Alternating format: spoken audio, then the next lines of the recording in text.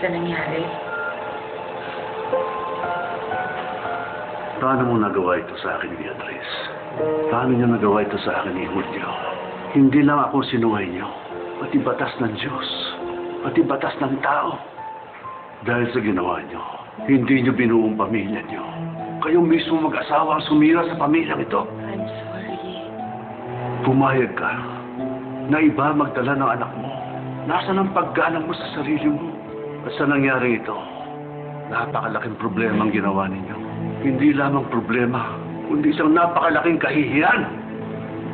Kapag nalaman ito ng ibang tao, masisira ang pangalan ko.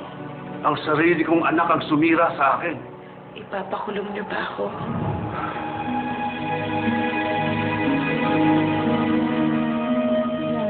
Oh my God. What's wrong? It turns out na si Celine ang tunay na anak. Biological daughter siya ni Mommy at Daddy. So, anong pakiramdam na si Celine ang tunay na anak? Ano ba dapat maramdaman ko, Liam? Matuwa? Paano ko matutuwa? Isang araw pa lang nilang alam na anak nila si Celine. Parang nabura na ako sa pamilyang to.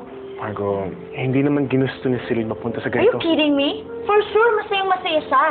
Liam, nakita mo naman, inggit na inggit siya sa akin dati. She wanted my life. Ngayon, nasa kanya na. Liam, promise me na hindi ka mawawala sa akin. Dahil kapag nawala ka pa, hindi ko na alam yung gagawin ko.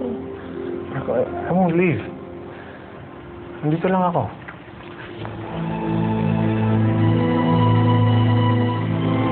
Alam ko mali yung ginawa namin. Pero ginusto ko lang naman pong magkaanak. Ipagdasal mong manatiling sekreto ang lahat ng ito.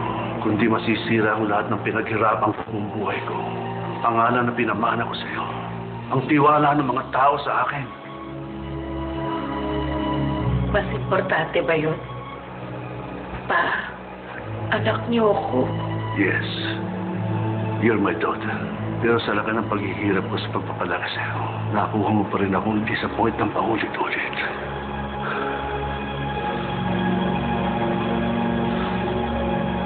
You destroyed your own father.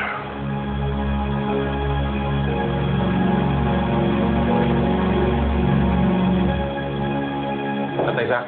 Oh, Julio. Magandang araw po. Ano ka? Kape. Sige po. May balita na po ba kay Celine? Nakausap na raw ni Teresa si Celine eh. Ayos naman daw. Nasaan na po siya? Ayaw sabihin daw eh. Ay siguro, gusto rin mag-isa nun. Eh, si Teresa po. Hindi po kami nakapag-usap na maayos kagabi.